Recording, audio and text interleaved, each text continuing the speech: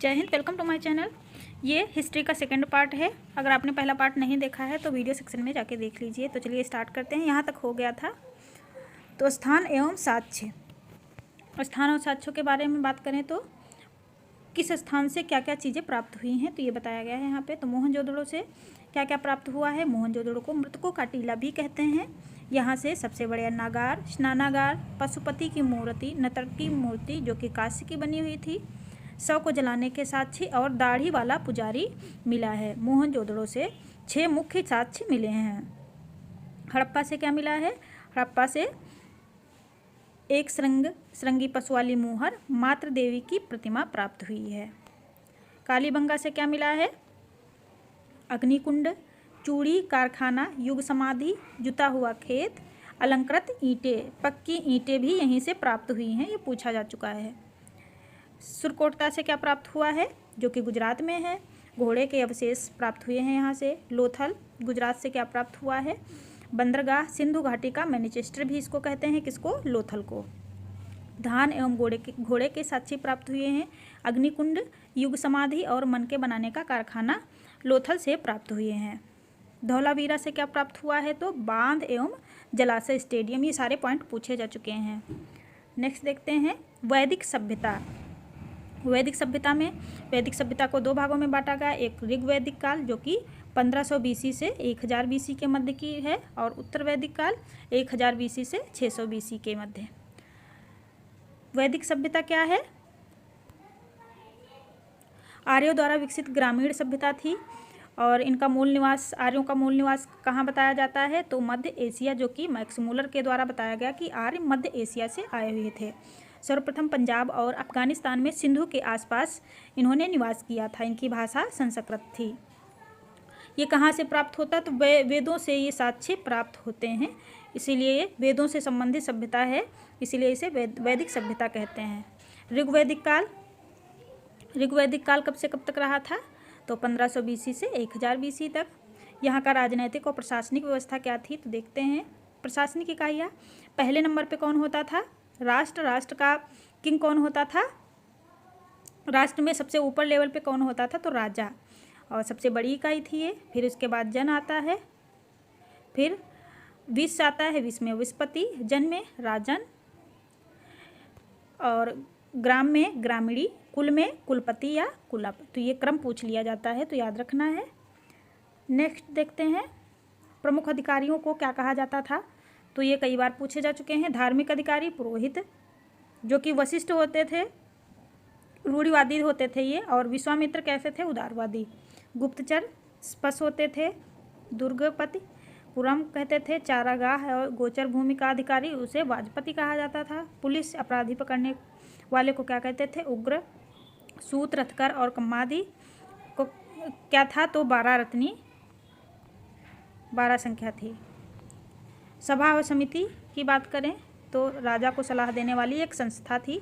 सभा श्रेष्ठ लोगों की संस्था थी और समिति सामान्य लोगों की संस्था थी। इसका अध्यक्ष कौन होता था, ईशान। समिति का अध्यक्ष ईशान होता था। स्त्रियां जो है सभा और समिति में भाग ले सकती थी। तो ये चित्र में देखो दिखाया गया है। इसमें युद्ध की बात की जाए तो युद्ध के लिए गविष्ट शब्द का प्रयोग किया गया था। और युद्ध किस लिए होता था तो गायों के लिए युद्ध तब हुआ करते थे कि गाय जो है चुरा ले जाते थे, तो उसके लिए युद्ध होते थे। दशराज का युद्ध परसुड़ी रावी नदी के तट पर सुदास भारत नामक समुदाय विजय और 10 जनों के मध्य ये हुआ था, इसलिए इसको दशराज युद्ध कहते हैं। जानकारी ऋग्वेद के 7वें मंडल से दशराज युद्ध की जानकारी प्राप्त होती है। सामाजिक यहाँ की व्यवस्था कैसी थी तो वर्ण व्यवस्था थी। 10वें मंडल में ऋग्वेद के बताया गया है। 4 वर्ण थे, ब्राह्मण, क्षत्रिय, वैश्य और शूद्र। विभाजन का आधार क्या था तो व्यवसाय और कर्म। कर्म के आधार पर जो है इनको विभाजित किया गया था। समाज कैसा था, पितृसत्तात्मक समाज था। हालांकि स्त्रियों की थोड़ी बेहतर स्थिति थी। शिक्षा के लिए बात करें जाए तो लोपमुद्रा, घोषा, सिक्ता, अपला और विश्वास जैसी विदुषी महिलाएं भी थीं। बाल विवाह प्रथा यहाँ पे नहीं थी। पति के साथ यज्ञ में भागीदारी थी। स्त्रियों की भाग ले सकती थी। विधवा स्त्री देवर से विवाह कर सकती थी। अमाजू, जीवन भर अविवाहित रहने वाली महिला को अमाजू कहा जाता था। धर्म की बात की जाए तो प्रिय देवता इंद्र थे। अग्नि मनुष्य और देवताओं के मध्यस्थ थे और पवित्र पशु गाय थी। अधन्या इसको ना मारे जाने योग्य पशु कहा गया था। पवित्र नदी सरस्वती थी। गायत्री मंत्र सावित्री नामक देवता को संबोधित है जिसका संबंध ऋग्वेद से है। ऋग्वेद के किस मंडल में गायत्री मंत्र का संबंध है, कमेंट करके बताएं। लोगों को आर्य बनाने के लिए विश्वामित्र ने गायत्री मंत्र की रचना की थी। फिर ऋग्वेदिक कालीन देवता देखते हैं कि कौन से देवता किससे संबंधित थे।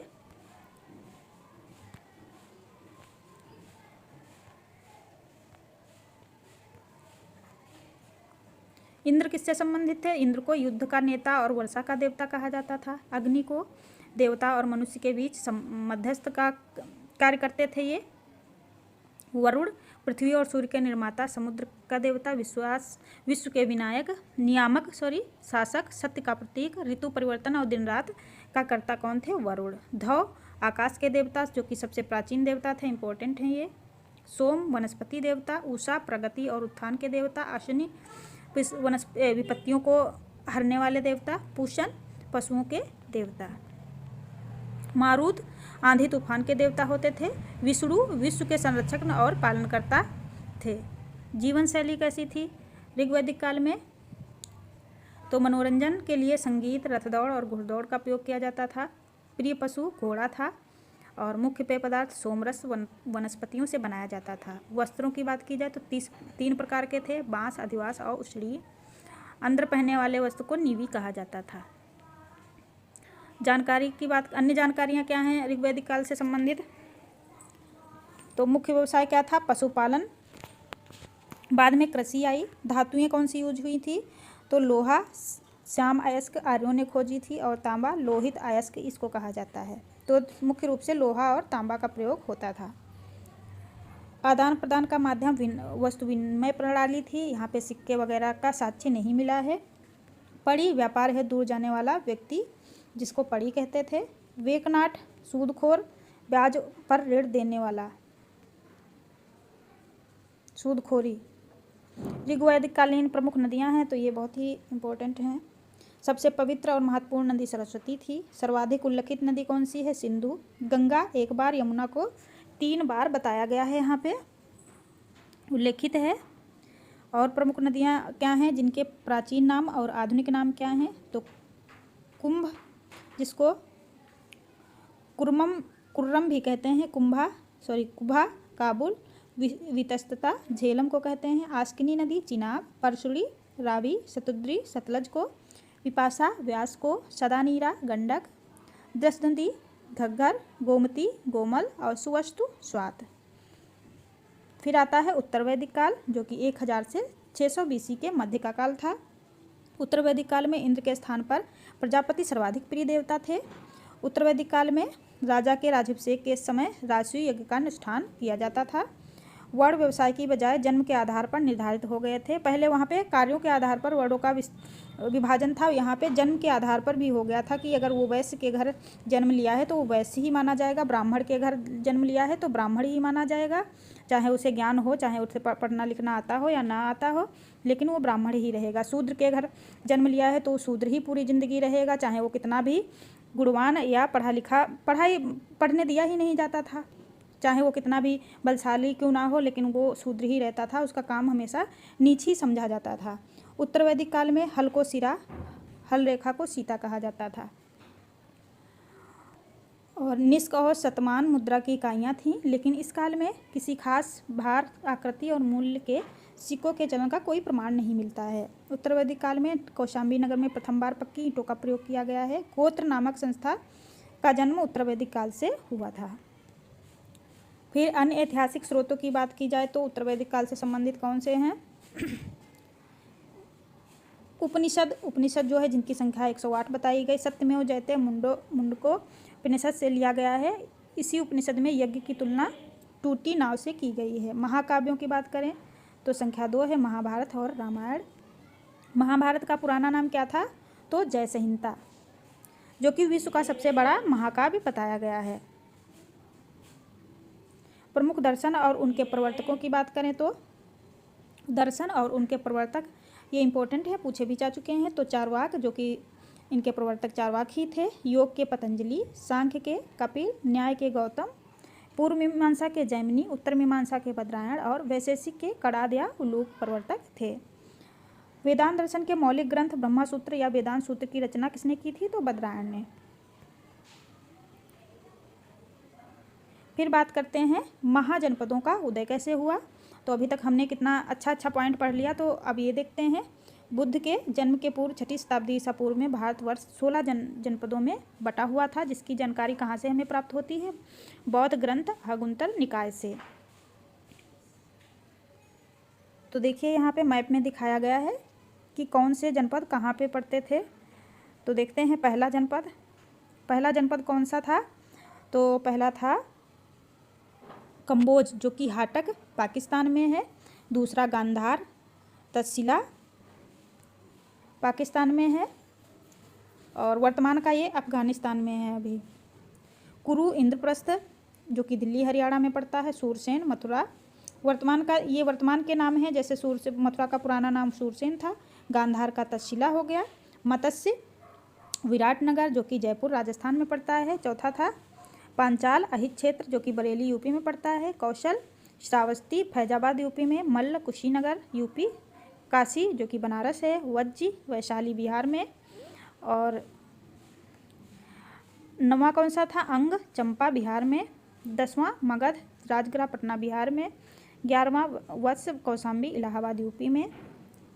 और अस्मक पोटली गोदावरी क्षेत्र में पड़ता है। और कौन था? मत्स्य, जो कि विराटनगर जयपुर राजस्थान में। सूरसेन मथुरा। और 15वां था अवंती महास्मती, जो कि उज्जैन मध्य प्रदेश में पड़ता है। और चेदी शक्तिमती मध्य प्रदेश में। इसमें से 16 जनपदों में से 8 जनपद जो है यूपी में पड़ते हैं। ये पूछा जा चुका है आरओ एग्जाम 2021 में। फिर नेक्स्ट देखते हैं जनपद और उनकी राजधानियाँ क्या थीं। तो ये भी पूछे जा चुके हैं प्रश्न। अंग, इसकी राजधानी चंपा थी, जो कि भागलपुर मुंगेर बिहार में पड़ता है। मगध गिरिब्रज राजगृह, जो कि पटना में है। काशी वाराणसी। वत्स कौशाम्बी में इलाहाबाद के आसपास का क्षेत्र यूपी का है। वज्जी वैशाली विदेह मिथिला मुजफ्फरपुर और दरभंगा के आसपास वाला क्षेत्र। कौशल श्रावस्ती फैजाबाद में। अवंती उज्जैन महेशमती, जो कि मालवा क्षेत्र में। मल्ल कुशावती देवरिया उत्तर प्रदेश। पांचाल अहिक्षेत्र कामपिल्य और बरेली बदायूं फर्रुखाबाद, ये यूपी का इलाका पड़ता है। चेदी शक्तिमती इसकी राजधानी थी, बुंदेलखंड उत्तर प्रदेश में पड़ता है। कुरु, जो कि इंद्रप्रस्थ इसकी राजधानी थी। आधुनिक दिल्ली मेरठ और हरियाणा इस क्षेत्र में आते हैं। मत्स्य विराटनगर जयपुर वाला क्षेत्र है राजस्थान का। कंबोज हाटक राजधानी थी। राजौरी हजारा क्षेत्र पाकिस्तान में। सूरसेन मथुरा। अस्मक पोटली पोतन गोदावरी नदी क्षेत्र के आसपास का क्षेत्र है। ये दक्षिण भारत का एकमात्र जनपद है। कौन? अस्मक, जो कि पोटली और पोतन इसकी राजधानी थी। गांधार तक्षशिला इसकी राजधानी थी। रावलपिंडी और पेशावर पाकिस्तान वाला इलाका। अब अगला चैप्टर कौन सा है? जैन धर्म से संबंधित। तो संस्थापक और प्रथम तीर्थकर कौन थे जैन धर्म के? तो ऋषभदेव। जैन धर्म के तीर्थकों की संख्या कितनी थी? तो 24। प्रमुख जैन तीर्थकर और उनके प्रतीक कौन से तीर्थकर थे जिनसे संबंधित थे? तो ये भी पूछे जा चुके हैं प्रश्न कई बार। तो ऋषभदेव से कौन संबंधित था? सांड ऑक्स। अजितनाथ से हाथी। संभवनाथ से घोड़ा। पार्श्वनाथ से स्वास्तिक। शांतिनाथ से हिरण। नेमिनाथ से नीलकमल। अरिष्टनेमी से शंख। पार्श्वनाथ से सर्प। और महावीर से संबंधित कौन था? तो सिंह शेर। 24वें और अंतिम कौन थे तीर्थकर? तो महावीर स्वामी थे। 2 जैन तीर्थकरों ऋषभदेव और अरिष्टनेमी के नामों का उल्लेख ऋग्वेद में मिलता है। अरिष्टनेमी को भगवान कृष्ण का निकट संबंधी माना जाता था। पार्श्वनाथ की बात की जाए तो जैन के 23वें तीर्थकर थे ये। काशी के इक्ष्वाकु वंशीय राजा अश्वसेन के पुत्र थे। 30 वर्ष की अवस्था में सन्यासी बन गए थे। इनकी प्रमुख शिक्षाओं की बात की जाए तो ये क्या बताते हैं कि हिंसा ना करना, सदा सत्य बोलना, चोरी ना करना और संपत्ति ना रखना। महावीर स्वामी की बात की जाए तो 24वें और अंतिम तीर्थकर थे। इनका जन्म 540 ईसा पूर्व कुंडल ग्राम वैशाली में हुआ था। बचपन का नाम इनका वर्धमान था। पिता का नाम सिद्धार्थ और कात्र कुल के सरदार थे। माता त्रिशला लिच्छवी राजा चेटक की बहन थी इनकी माता। और पत्नी का नाम था यशोदा। इनकी पुत्री थी अनोजा या प्रियदर्शनी, जिसका विवाह जमाल से हुआ था। 30 वर्ष की उम्र में भाई नंदीवर्धन की अनुमति से इन्होंने संन्यास ले लिया था। 12 वर्षों की कठोर तपस्या के बाद जो है जम्भिक के समीप ऋजुपालिका नदी के तट पर साल वृक्ष के नीचे इनको ज्ञान प्राप्त हुआ था। जिन विजेता आहर्त पूज्य और निग्रंथ बंधनहीन, ये इनसे संबंधित हैं। प्रथम उपदेश इन्होंने राजगीर बिहार में बितुलाचल पहाड़ी पर बराकर नदी के तट पर प्राकृत अर्धगामी भाषा में दिया था। इनके अनुयायियों की बात की जाए तो निग्रंथ प्रथम अनुयायी कौन थे? जामिल, जो इनके दामाद थे। प्रथम बिछुड़ी कौन थी? नरेश दधिवाहन की पुत्री चंपा। इन अपने शिष्यों को 11 गणधरों में इन्होंने विभाजित किया था। महावीर के बाद प्रथम उपदेशक कौन थे? तो आर्य सुधर्मा। मृत्यु की बात की जाए तो 468 बीसी में पावापुरी राजगीर बिहार में इनकी मृत्यु हुई थी। मल्ल राजा उस टाइम यहाँ के सृष्टिपाल यहाँ के शासक थे पावापुरी के। जैन धर्म की प्रमुख विशेषताओं की बात की जाए तो जैन धर्म ने अपने आध्यात्मिक विचारों को सांख्य दर्शन से ग्रहण किया। जैन धर्म ईश्वर की मान्यता नहीं थी, आत्मा की मान्यता थी। महावीर पुनर्जन्म और कर्मवाद में विश्वास करते थे। जैन धर्म के त्रिरत्न कौन से हैं? तो सम्यक दर्शन, सम्यक ज्ञान और सम्यक आचरण। इनके हेतु जो है 5 महाव्रतों के बारे में बताया गया है। तो पहला व्रत है अहिंसा, सत्य, अस्तेय, अपरिग्रह और ब्रह्मचार्य। ये 5 महाव्रत महावीर स्वामी ने बताया है। जैन धर्म के सप्तभंगी ज्ञान के अन्य नाम क्या हैं? तो साधवाद और अन्यकांतवाद। जैन धर्म का विभाजन की बात की जाए तो 300 ईसा पूर्व में मगध में 12 वर्षों का भीषण काल पड़ा था। उसी टाइम जो है इनका जैन धर्म विभाजित हो गया था 2 गुटों में। एक के प्रमुख थे भद्रबाहु और दूसरे के स्थूलभद्र। भद्रबाहु कर्नाटक से संबंधित थे और इनको दिगंबर कहा गया था। और स्थूलभद्र मगध में ही रुके हुए थे और इन्हें श्वेतांबर कहा गया था। दिगंबर लोग वस्त्र नहीं पहनते थे और श्वेतांबर श्वेत वस्त्रों का धारण करते थे। प्रमुख तथ्यों की बात की जाए तो जैन धर्म को मानने वाले प्रमुख राजा कौन थे? तो ये भी बहुत इंपॉर्टेंट पॉइंट है। उदयन वदराजा, चंद्रगुप्त मौर्य, कलिंग नरेश खारवेल, राष्ट्रकूट राजा, अमोघवर्ष, चंदेल शासक, ये जो है जैन धर्म को मानते थे। मैसूर के गंग वंश के मंत्री चामुंड के प्रोत्साहन से कर्नाटक के श्रवण बेलगोला में 10वीं शताब्दी के मध्य में विशाल बाहुबली की मूर्ति गुमेश्वर की मूर्ति का निर्माण किया गया था। मौर्योत्तर युग में मथुरा जैन धर्म का प्रसिद्ध केंद्र था। खजुराहो के जैन मंदिरों का निर्माण किसने करवाया था? तो चंदेल शासकों ने। जैन तीर्थंकरों की जीवनी भद्रबाहु द्वारा रचित कल्पसूत्र में है। मल्ल राजा सृष्टिपाल के राजप्रसाद में महावीर स्वामी का निर्वाण प्राप्त हुआ था। जैन धर्म की प्रमुख संगीतियों की बात की जाए तो प्रथम संगीति 300 ईसा पूर्व में पाटलिपुत्र में हुई थी और यहाँ के अध्यक्ष कौन थे? स्थूलभद्र। द्वितीय संगीति 6वीं शताब्दी में हुई थी जो कि वल्लभी गुजरात में, और यहाँ के अध्यक्ष कौन थे? तो क्षमा श्रवण। चैनल को सब्सक्राइब जरूर करें और वीडियो को लाइक करें। अगला अध्याय है बौद्ध धर्म। संस्थापक कौन थे? तो गौतम बुद्ध, जिनको एशिया का ज्योति पुंज कहा गया था। इनका जन्म 563 बीसी में लुम्बिनी कपिलवस्तु में हुआ था। और कहाँ से जानकारी मिलती है? तो कैटोन चीनी अभिलेख से। इनका नाम क्या था? सिद्धार्थ था बचपन का नाम। और इनके जन्म से प्रतीक कौन से हैं? जन्म से संबंधित प्रतीक तो कमल और सांड। पिता इनके थे सुद्धोधन, जो साक्यगढ़ के मुखिया थे। इनकी माता का नाम माया देवी था। 7 दिन बाद इनकी मृत्यु हो गई थी। जब गौतम बुद्ध का जन्म हुआ था तो उसके 7 दिन बाद माया देवी की मृत्यु हो गई थी। इनका लालन पालन प्रजापति गौतमी, जो कि इनकी मौसी थी, उनके द्वारा किया गया था। विवाह जो है 16 वर्ष की अवस्था में यशोधरा से हुआ था। इनके पुत्र का नाम राहुल था। चन्ना नामक सारथी और कंथक नामक घोड़े के साथ कपिलवस्तु की सैर इन्होंने की थी, जहाँ पे इन्होंने 4 दृश्य देखे थे। पहला बूढ़ा व्यक्ति, दूसरा देखा था एक बीमार व्यक्ति, तीसरा देखा था शव और चौथा एक सन्यासी। यहीं से इनका हृदय परिवर्तन हुआ था। 29 वर्ष की अवस्था में ग्रह त्याग इन्होंने कर दिया था और इनके ग्रह त्याग को महानिष्क्रमण कहा गया था। महाभिनिष्क्रमण, जिसका प्रतीक क्या था? ग्रह त्याग का प्रतीक घोड़ा था। घोड़े से ही लोग जाते हैं तो जाने का प्रतीक घोड़ा था। ज्ञान प्राप्ति की बात की जाए तो वैशाली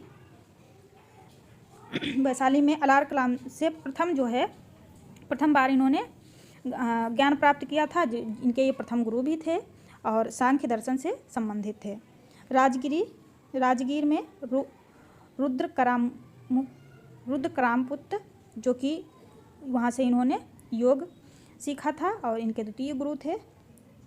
उरुबेला 5वें साधक थे और यहाँ से इनसे संबंधित कौन है? तो कौंडिन्य, वंपा, वधिया, महानामा और असागी, ये 5 साधक हैं उरुबेला के। गया से इन्होंने 6 वर्ष की कठिन तपस्या के बाद में 35 वर्ष की अवस्था में इनको वैशाख पूर्णिमा की रात में पीपल वृक्ष के नीचे निरंजना नदी, फाल्गु जिसे भी फाल्गु नदी भी कहते हैं, के नीचे जो है के किनारे ज्ञान की प्राप्ति हुई थी, पीपल वृक्ष के नीचे। सिद्धार्थ इनके बचपन का नाम था। बाद में यहीं से इनको जब ज्ञान की प्राप्ति हुई तो बुद्ध इनका नाम पड़ गया, बुद्ध। स्थान कौन था? बोध गया। और प्रतीक पीपल वृक्ष। इनके ज्ञान से संबंधित कौन सा वृक्ष है? पीपल वृक्ष। उपदेशों की बात की जाए तो प्रथम उपदेश इन्होंने ऋषिपत्तनम सारनाथ में दिया था और इनके प्रथम उपदेश को धर्म चक्र प्रवर्तन कहा गया। सर्वाधिक उपदेश इन्होंने श्रावस्ती, जो कि कौशल की राजधानी थी, वहाँ पे दिया था। इनके अनुयायियों की बात की जाए तो बिंबिसार था, प्रचंडचित्त और उदयन था। प्रथम अनुयायी इनका तपस्वी और कालिक था। 483 ईसा पूर्व में कुशीनारा देवरिया उत्तर प्रदेश में इनकी मृत्यु हो गई थी और इनकी मृत्यु को महापरिनिर्वाण कहा गया था, जिसका प्रतीक क्या था? स्तूप। इनकी मृत्यु का प्रतीक क्या था? स्तूप। बुद्ध के अवशेषों को यहाँ पे 8 भागों में बांटकर स्तूपों में रख दिया गया था और मल्ल राजा द्वारा जो है अंतिम संस्कार किया गया था।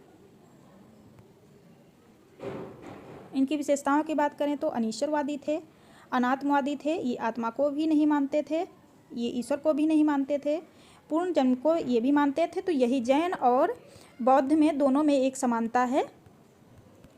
किसकी समानता है? तो पुनर्जन्म की। पुनर्जन्म वो भी मानते थे और ये भी मध्य मार्गी थे ये। और बुद्ध के 4 आर्य सत्य कौन कौन से थे? तो दुख, कौन से 4 आर्य सत्य थे? दुख का समुदाय, दुख निरोध और दुख निरोध गामिनी प्रतिपदा। 6 संसार दुखों से भरा हुआ है, जिसका कारण क्या है? इंसान की तृष्णा या इच्छा। बौद्ध धर्म का परम लक्ष्य क्या है? निर्वाण, इच्छा की समाप्ति और इन दुखों से मुक्ति। प्राप्ति कहाँ से? इनकी प्राप्ति के लिए क्या किया जा सकता है? निर्वाण प्राप्ति के लिए अष्टांगिक मार्ग को अपनाएं और 10 शील को। निर्वाण, जीवन मरण से मुक्ति को क्या कहा जाता है? निर्वाण, जिसका प्रतीक है पद चिन्ह। अष्टांगिक मार्ग इनके कौन से थे? तो सम्यक दृष्टि, सम्यक संकल्प, सम्यक वाणी, सम्यक कर्मांत, सम्यक आजीव, सम्यक व्यायाम, सम्यक स्मृति और सम्यक समाधि। 10 शील इनके कौन से थे? तो अहिंसा, सत्य, अस्तेय, चोरी ना करना, अपरिग्रह, किसी प्रकार की संपत्ति ना रखना, मद सेवन ना करना, असमय भोजन ना करना, सुखप्रद बिस्तर पर ना सोना, धन संचय ना करना, स्त्रियों से दूर रहना, नृत्य गान आदि से दूर रहना, जिससे निर्वाण की प्राप्ति हो सकती है। अन्य जो है तथ्य क्या थे? तो बौद्ध धर्म के त्रिरत्न थे, बुद्ध, धम्म और संघ। संघ में प्रवेश की आयु क्या थी? 15 वर्ष। और प्रवेश के संस्कार को क्या कहा जाता था? तो उपसंपदा कहा जाता था। बुद्ध के अनुयायी कौन थे? अनुयायियों को क्या कहते थे? भिक्षुक। भिक्षुक क्या होते थे? सन्यासी होते थे। उपासकों को गृहस्थ, जो घर में रहकर भी इनके उपासक बन सकते थे।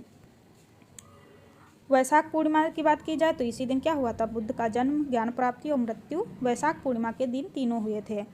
सबसे पवित्र दिन, इसीलिए बौद्ध धर्म का सबसे पवित्र दिन कौन सा है? तो वैशाख पूर्णिमा।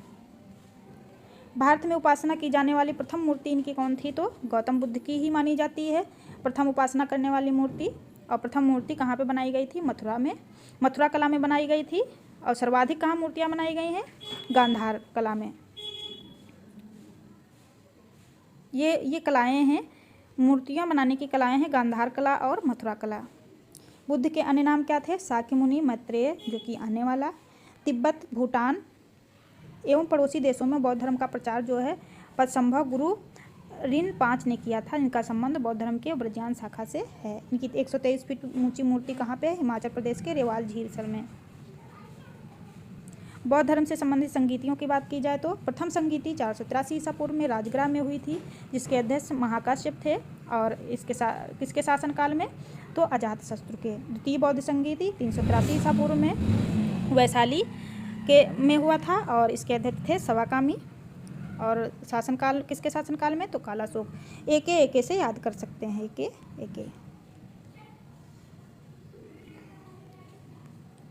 तृतीय बौद्ध संगीति 255 ईसा पूर्व में हुई थी पाटलिपुत्र में। मोगलिपुत्र तिस्य थे यहाँ के जो है अध्यक्ष, और अशोक के शासनकाल में हुई थी। चतुर्थ बौद्ध संगीति प्रथम शताब्दी में हुई थी और कुंडलवन में हुई थी। वसुमित्र अशुघोष जो है इसके अध्यक्ष थे और कनिष्क के शासनकाल में हुई थी। कुंडलवन कहाँ है? कश्मीर में। चतुर्थ बौद्ध संगीति के बाद बौद्ध धर्म जो है 2 भागों में बट गया था, हीनयान और महायान शाखा में। तो आज के लिए इतना ही। तो वीडियो अच्छा लगे तो चैनल को सब्सक्राइब जरूर करेंगे। और मोस्ट इम्पॉर्टेंट पॉइंट ही यहाँ पे बताए गए हैं, अनावश्यक चीज़ों को नहीं बताया गया है, इसीलिए सभी एग्ज़ाम के लिए बहुत इंपॉर्टेंट हैं। तो थैंक यू।